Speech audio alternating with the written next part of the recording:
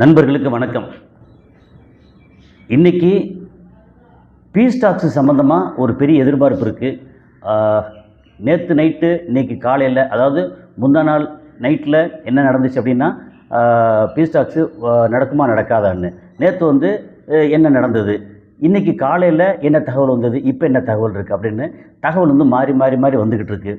So piece tax சம்மந்தப்பட்டு, அதுக்கப்புறம் UAE சம்மந்தப்பட்டு, அப்புறம் இப்போ இருக்கிற சூழலில் நம்ம ஊரில் என்ன நடக்குது அப்படிங்கிற எல்லாத்தையும் சேர்த்து வச்சு பேச போகிறோம். நான் கசாலி டிகோட்ஸ்.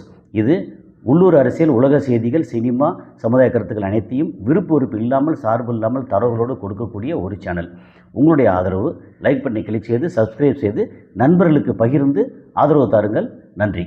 இப்போ எப்படின்னா, ஃபஸ்ட்டு முந்தா நாள் நைட்டு, அதாவது எப்படின்னா முந்தா நாள் காலையில் பீஸ் டாக்ஸு இது 15 நாள் சீஸ்ஃபயர் ஓகே அப்படின்னு அமெரிக்கா அண்டு ஈரான் ஏற்றுக்கிடுச்சு, அதை இஸ்ரேலும் ஏற்றுக்கிடுச்சின்னு சொன்ன உடனே அதுக்கப்புறம் இது ஹார்மோஸ் திறந்து விட்டாங்க.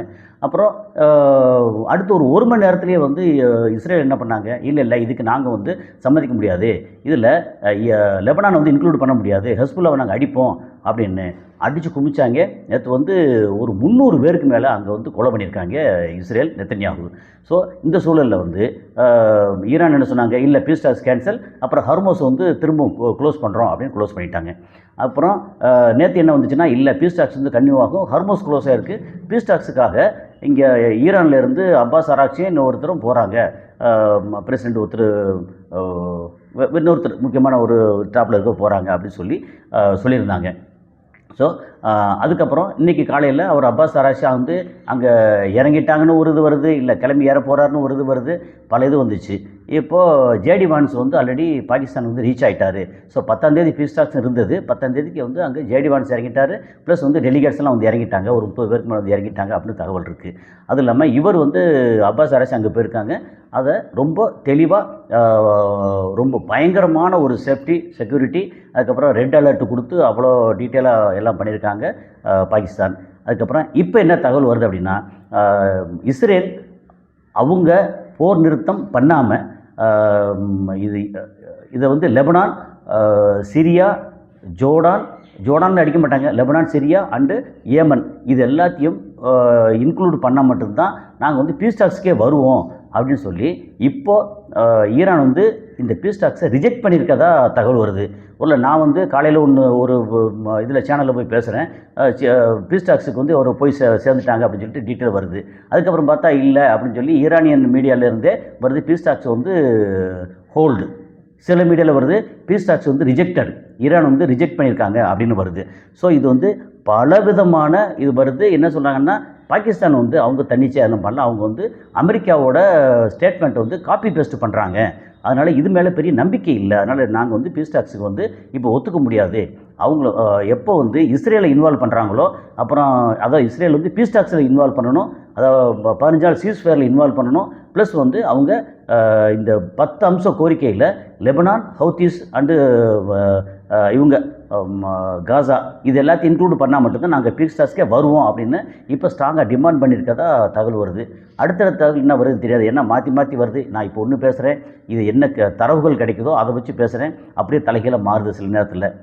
இது என்னோடய கையில் இல்லை, நான் தகவலை அப்படியே கன்வே பண்ணுறது மட்டும்தான். இப்போது ஜேடி வான்ஸ், அப்புறம் ஸ்டீவ் விட்காஃப், அப்புறம் ஜேட் குஷ்னர், இந்த 3 பேரும் அங்கே அட்டன் பண்ண போகிறதா நாளைக்கு காலையில், அதாவது சனிக்கிழமை 11ஆம் தேதி நாளைக்கு காலையில் அங்கே பேச்சுவார்த்தை நடக்கும் அப்படின்னு சொல்லியிருக்காங்க. சரி, இதில் இன்னொன்று எப்படின்னா, யுஏஇ, அதாவது அபுதாபி, துபாய் இதெல்லாம் சேர்த்திங்கன்னா அவங்க பயங்கரமாக பாகிஸ்தான் மேலே கோபத்தில் இருக்காங்க. காரணம், இந்த 10 அம்ச கோரிக்கை, பீஸ் டாக்ஸ், அப்புறம் இந்த சீஸ்ஃபயர், அதாவது தற்காலிக போர் நிறுத்தம், இது எதுலேயுமே யுஏஇ பேரே வரல. நாங்கள் எக்கச்சக்கமாக பாதிக்கப்பட்டிருக்கோம், 2000க்கு மேலே ட்ரோன் வந்திருக்கு, 500க்கு மேலே மிசைல் வந்திருக்கு, அதை நிறைய இடைமறிச்சிருக்கோம், சில இடங்களில் அடி வாங்கியிருக்கோம், 10க்கு மேற்பட்ட லோக்கல் ஹராஸ் இறந்து போயிருக்காங்க. அதாவது மொத்தத்துக்கு ஒரு 13, 20ன்றாங்க, 27ன்றாங்க. ஸோ 10க்கு மேற்பட்ட லோக்கல் அராப்ஸ் இறந்து போயிருக்காங்க. அப்போ ஒருவேளை இந்தியன் அல்லது மற்ற நேஷனில் இறந்து போயிருந்தால் அது கணக்கில் வரலையோ என்னவோ தெரியல. அப்புறம் 220, 225 பேருக்கு மேலே காயம்பட்டிருக்காங்க அப்படின்னு சொல்லி அவங்க சொல்கிறாங்க. ஸோ இவ்வளோ தூரம் வந்ததுக்கப்புறமும் எங்களை வந்து இதில் எதுவுமே இன்க்ளூட் பண்ணலை அப்படின்னு சொல்லி பாகிஸ்தான் மேலே பயங்கர கோபமாக இருக்கிறதா சொல்கிறாங்க. அதனால தான் என்னவோ மிராஜை வந்து இந்த சீஸ்ஃபயர் வந்து அக்செப்ட் பண்ணக்கூடாது அப்படின்னு ஈரானோட அந்த லேபன் ஐலாண்டில் தீவில் வந்து இருக்கக்கூடிய பெட்ரோகெமிக்கல் கம்பெனி மேலே இவங்க வந்து இந்த மிராஜ் அப்படின்னு சொல்லி சொல்லக்கூடிய ஃபைட்டர் ஜெட் அதை வச்சு தாக்குதல் நடத்தினதா, அது யுஏஇ தாக்குதல் நடத்தினதா அவங்க ஒத்துக்கறல. ஆனால் வெளியில் வந்து தகவல் வந்துக்கிட்டு இருக்கு. ஓகே, இப்போ எப்படின்னா ரொம்ப முக்கியமாக ஒரு டைட்டில் தலைப்பு வந்துச்சு, ஒரு செய்தி வந்துச்சு, இஸ்ரேலை கைவிட்ட அமெரிக்கா. பயங்கர ஷாக்காக இருந்துச்சு. நம்ம டைட்டிலோடு போட்டு இஸ்ரேலை கைவிட்ட அமெரிக்கா. ஏன்னா அமெரிக்கா இஸ்ரேல் மேலே கோபமாக இருக்காங்க, இஸ்ரேல் அமெரிக்கா மேலே வருத்தமாக இருக்காங்க அப்படின்னு. இஸ்ரேலை அமெரிக்கா கைவிட்டுருச்சா அப்படின்னா ஆமாம் கைவிட்டுருச்சு. சரி, அது உண்மையா அப்படின்னா உண்மை இல்லை, ஆனால் கைவிட்டுருச்சு. இது அவங்க நடத்தக்கூடிய ஒரு வகையான நாடகம். அந்த நாடகத்தில் வந்து ஒரு அங்கம் வந்து இன்றைக்கி அமெரிக்கா இஸ்ரேலை கைவிட்டுருக்கு. அப்போ பேச்சுவார்த்தை நம்ம நடத்துவோம், நம்ம பிரச்சனை இல்லை. ஸோ பேச்சுவார்த்தை நடத்துவோம். இஸ்ரேல் வந்து அவங்க என்ன பண்ணாலும் அதுக்கு அடுத்து வந்து அவங்கள அந்த பையனை வந்து ஒரு மாதிரி ரொம்ப கோபக்காரனாக மோசமாக கேவலமாக இருக்கான், அவனை அடித்து திருத்திடுவோம் அப்படின்னு சொல்லி வீட்டில் வந்து பணியாத பையனை வந்து அடங்காத பையனை வந்து சொல்லுவாங்க இல்லையா, அது மாதிரி அமெரிக்கா அப்படி சொல்லுது போல் இருக்குது. இந்த மாதிரி இஸ்ரேல் மேலே பயங்கர கோபமாக இருக்குது அப்படின்னு சொல்லி. அப்போ அதனால் அவன் நான் கைவிட்டேன், அதனால் நீங்கள் பார்த்துக்கறலாம், ஆனால் அப்புறம் முதல்ல பேச்சுவார்த்தை முடித்து இந்த ஹர்மோஸை வந்து திறந்து விட்ருவோன்னு. சில இதில் வந்து பார்த்தீங்கன்னா ஹர்மோஸ் முக்கியமான இடம், ஹர்மோஸை வந்து அமெரிக்காவுக்கு ஃப்ரீ ட்ரேட் பண்ணுறதுக்கு ஓகே சொல்லியிருக்காங்க அப்படின்னு வருது. இன்னும் சொல்லலை, பேச்சுவார்த்தையை ஆரம்பிக்கலை. நாளைக்கு காலையில் தான் பேச்சுவார்த்தையை ஆரம்பிக்கிறாங்க. சரி, இப்போ வந்து இஸ்ரேல் வந்து பயங்கரமாக பாகிஸ்தான் மேலே கொதிநிலையில் இருக்காங்க. யுஏஇ ஒரு பக்கம் வருத்தத்தில், வேறு பக்கம் இஸ்ரேல் வந்து என்ன சொல்கிறாங்கன்னா, அங்கே பாகிஸ்தானோட டிஃபென்ஸ் மினிஸ்டர் அது ஹவாஜா ஆசிஃப் அப்படின்னு அவர் என்ன சொல்கிறார் வந்து, இங்கே Israel is a curse for humanity. Humanity வந்து கொல்றதுக்கும் கொலை பண்ணுறதுக்கும் அதாவது நசுக்கிறதுக்குமான ஒரு நாடு. அது வந்து அவங்களுடைய மிலிட்ரி ஆக்ஷன், லெபனான் மேலே இருக்க மிலிட்ரி ஆக்ஷன் வந்து அது வந்து ஜீனோசைடு, அது படுபாதக செயல், படுகொலைக்கு சமம். அதை வந்து கேட்குறக்கு வரல இந்த மாதிரி மோசமாக இருக்குது அப்படின்னு சொல்லி இப்போ சொன்ன உடனே இஸ்ரேலில் வந்து என்ன சொல்கிறாங்க, நீ வந்து இப்போ பீஸ் டாக்ஸு இதெல்லாம் ஆரம்பிச்சு விட்டு அதுக்கப்புறம் வந்து உங்களுடைய டிஃபென்ஸ் மினிஸ்டர் இப்படிலாம் எங்களை தரக்குறவாக பேசுவாரா அப்படின்னு சொல்லி பயங்கரமாக கோவப்பட்டிருக்காங்க. அதுக்கு வந்து எதிர்கருத்தெல்லாம் பயங்கரமாக வச்சுருக்காங்க. ஸோ என்னென்னா, இப்போ நீ பண்ணுறது, அதாவது இஸ்ரேல் நெத்தன்யாகு அந்த கூட்டம் வந்து பண்ணுறது வந்து எல்லாம் ஓகே சூப்பர் அப்படின்னு பாராட்டுதலுக்குரியதா, இங்கே பீஸ் டாக்ஸ் வந்துடக்கூடாது, சீஸ்ஃபயர் வந்துடக்கூடாது, அது கன்டினியூ பண்ணக்கூடாது அப்படின்னு சொல்லி இப்போ ஒருவேளை சீஸ்ஃபயருக்கு வந்து ஓகேன்னு சொல்லி இஸ்ரேல் ஒத்துக்கிட்டாங்கன்னா அடுத்த வினாடி வந்து இந்த ஆளுக்கு நெதன்யாவுக்கு வந்து ஜெயிலு.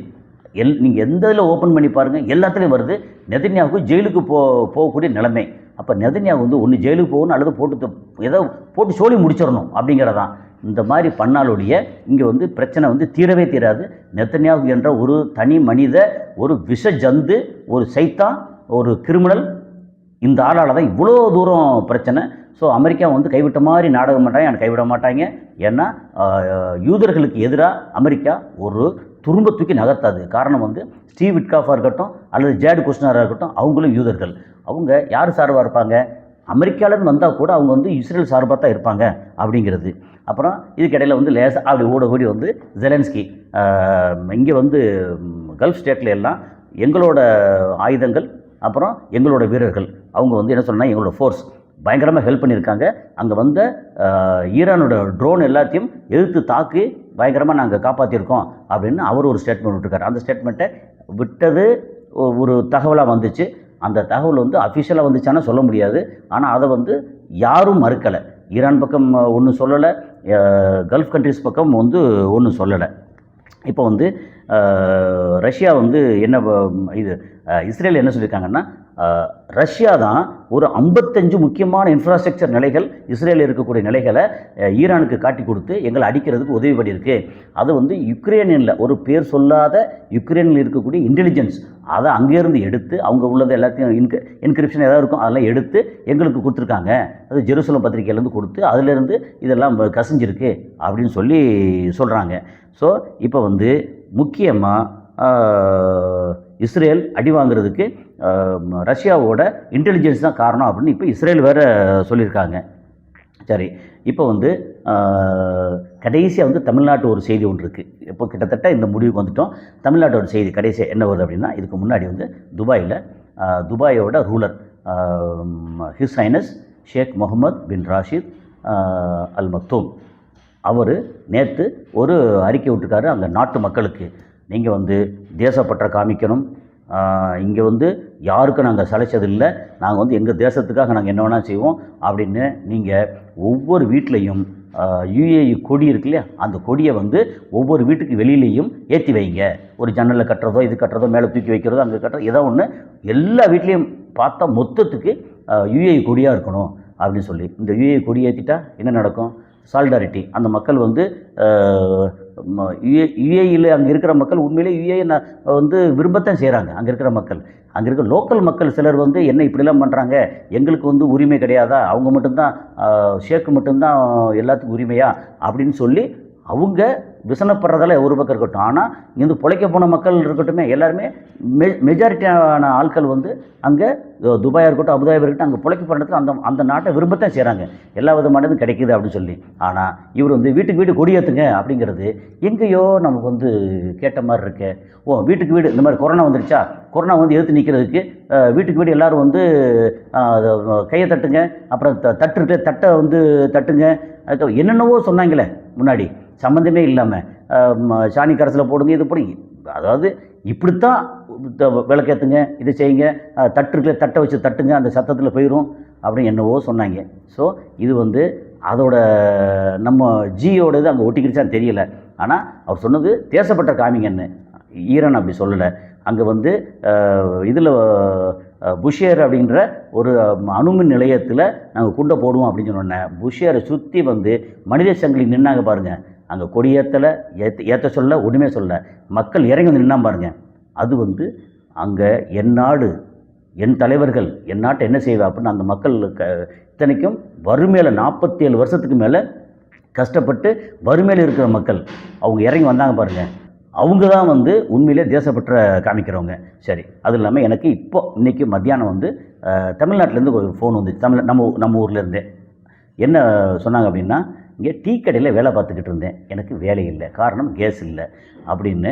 அப்புறம் யாருக்கு என்ன வேலை இருக்குன்னு விசாரித்தோம்னா டீ கடையில், அதுக்கப்புறம் இந்த கேஸு இது சம்மந்தப்பட்டு ஹோட்டல்ஸு டீ கடை அங்கே வந்து பொருட்கள்லாம் கம்மி பண்ணிட்டாங்க. அதாவது விற்கக்கூடிய பொருட்கள் அங்கே தயாரிக்கக்கூடிய பொருட்களை கம்மி பண்ணிட்டாங்க. கேஸுனால் ஏகப்பட்ட பேருக்கு தமிழ்நாட்டிலையும் வேலை வாய்ப்பு குறைஞ்சிக்கிட்டு இருக்குது. அப்படிங்கிறது ஒரு அலார்மிங்கான சிச்சுவேஷன். அது வேறு வழி இல்லை. அங்கே நமக்கு ஹர்மோஸ் வந்து ஓப்பன் ஆகணும், இதில் வந்து சீஸ்ஃபயர் வந்து சக்ஸஸ்ஃபுல்லாக இருக்கணும், பேச்சுவார்த்தை சக்ஸஸ்ஃபுல்லாக இருக்கணும், அதுக்கு வந்து நெதன்யாகு ஒழியணும். ஸோ அடுத்த காணொளியில் சந்திப்போம். நன்றி.